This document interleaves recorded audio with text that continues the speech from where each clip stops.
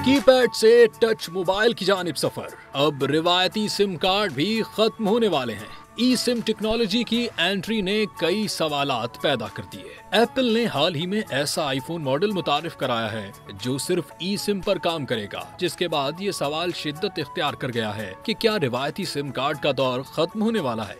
ई SIM यानी embedded SIM mobile network तक रसाई का डिजिटल तरीका है जो फोन के अंदर ही नस्ब होती है और इसे निकालने या तब्दील करने की जरूरत नहीं पड़ती। एप्पल ने 2022 में अमेरिका में सिर्फ ई सिम वाले आईफोन्स की फरोख्त शुरू की थी, लेकिन अब आईफोन एयर के जरिए ये तब्दीली आलमी सतह पर मुतारिफ कराई जा रही है। टेक माहिरीन इसे सिम कार्ड के खात्मे की इब्तिदा करार दे रहे हैं। CCS इनसाइट के मुताबिक 2024 में दुनिया भर में 103 करोड़ सार्फिन ई सिम इस्तेमाल कर रहे थे और 2030 तक ये तादाद 301 करोड़ तक पहुंच सकती है।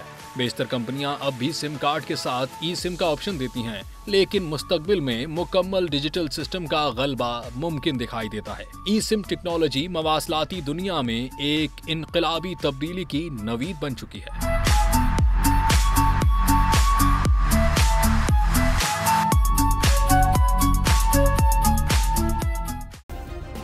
सब्सक्राइब करें और बेल दबाएं ताकि कोई खबर रह न जाए।